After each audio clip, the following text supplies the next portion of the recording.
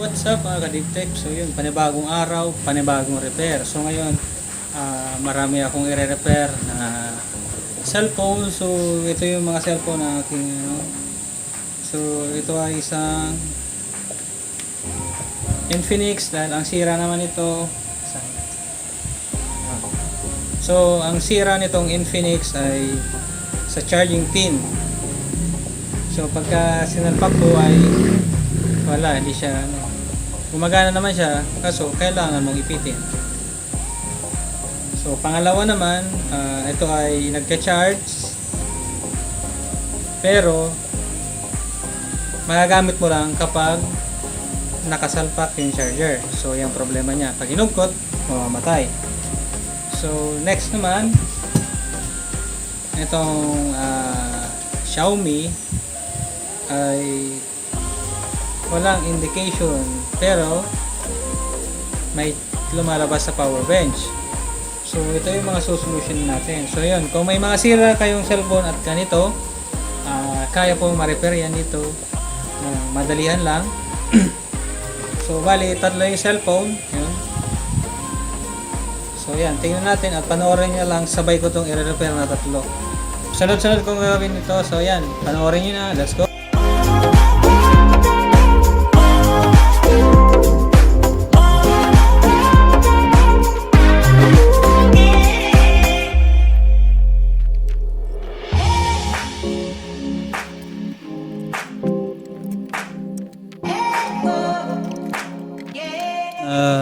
Kaya pala mabagal na mag-charge at nawawala kasi ayan, puno-puno na ng corrosion. So ayan, papalitan ko na lang to. I hope na yan lang yung cost ng pagiging slow charging niya. Then yan, sige.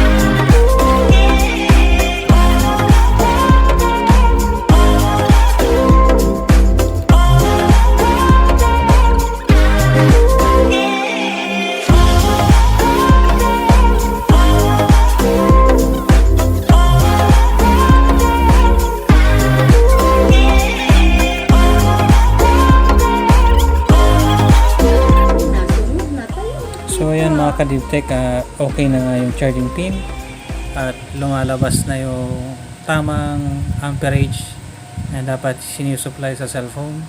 So yun, all good sa itong isang unit. Then proceed na po ako yun sa another unit. Then sarado ko na lang to. Isa yan.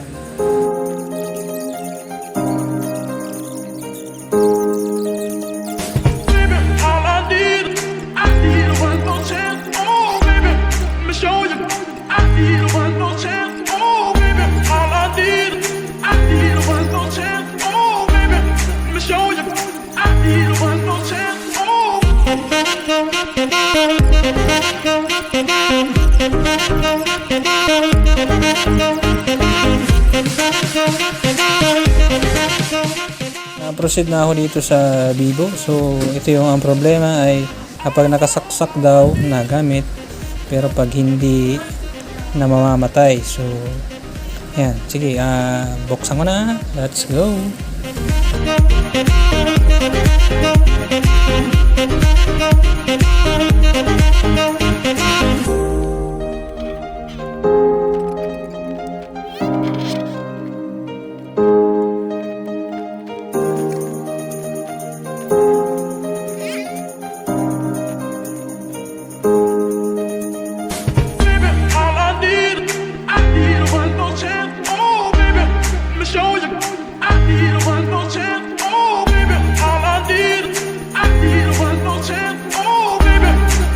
Tinanggal ko na yung battery para mas madali.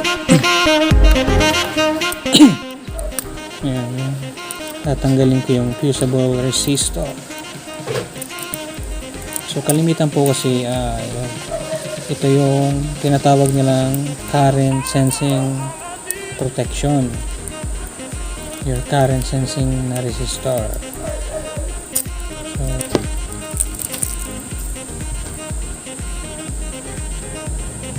So yan, ito po yung current sensing resistor. So ang gagawin ko yan, tatanggalin ko lang yan. Then I hope na all goods na po yan. Kasi yun po ang naging problema. Nag-charge daw. Tapos nagagamit lang siya habang naka-charge. So ito po yung panoorin niyo kung gagawin ko.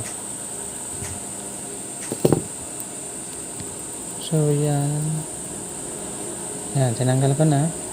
Yan, tinatawag namin kuto. So i-jump ko lang po yan.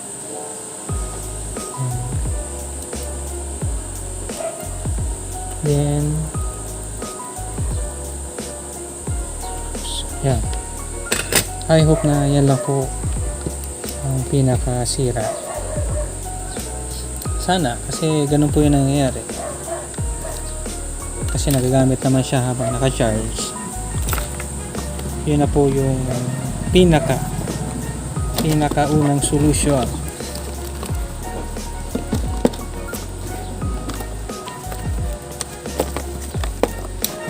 Yun, nag-charge naman po mga ka-DMX. So normal na din ang kanyang charging levels.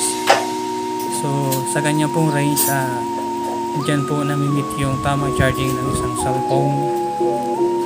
So all goods na po ito dahil yun lang ang naging sira, and then konting linis, all goods na po. So yung 1% lobat na lobat. So let's go. Another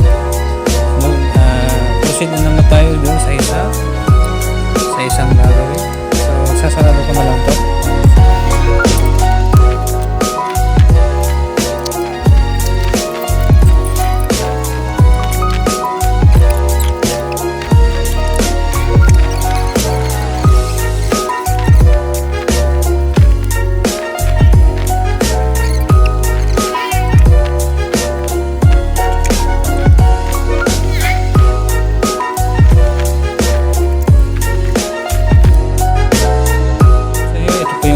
Gagawin. So yan, lumalabas na po yung battery indicator. Then yun, nakikita na mataas ang amperage,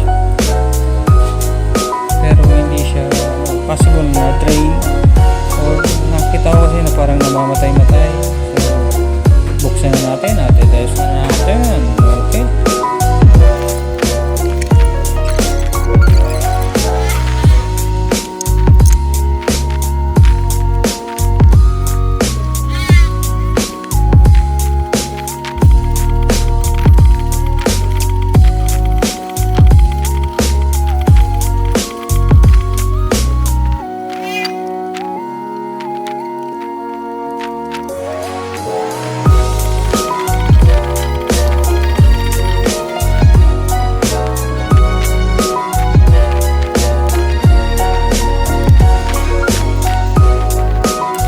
Sa Xiaomi, possible po na nakita ko ay yung charging pin is loose na po yung connection. So kaya po siya hindi nag-charge, or nag-charge man siya pero hindi po enough na pumapasok yung charge. Yan. So papalitan ko yung charging pin, then I hope na yun lang talaga. Yan, so yan lang.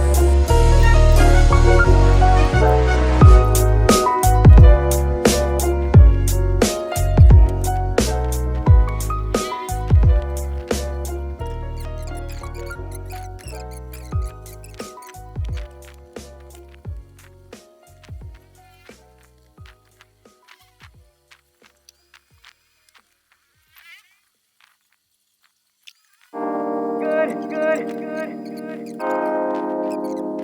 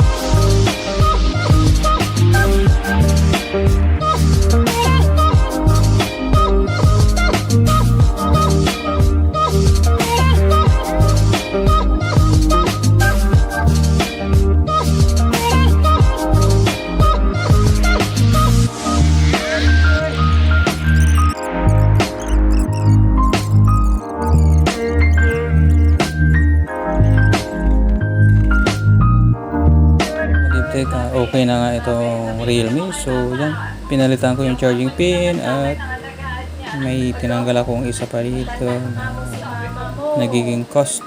Yan, at linis na rin. So all goods na po yung tatlo. So all goods na. So mga ka-Devtech, yun, natapos ko na nga yung tatlo.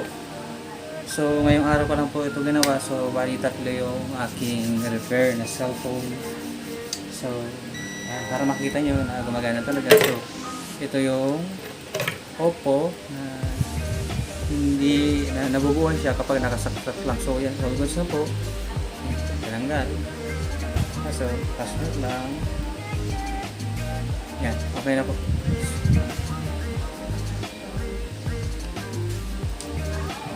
So next naman ay ito na hindi na-charge.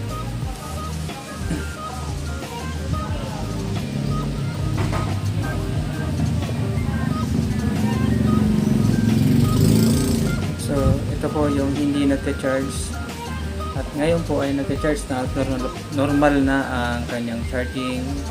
So yan, nakikita nyo. So mabagal po at nawawala-wala yung naging problema nito. So yan, all goods na.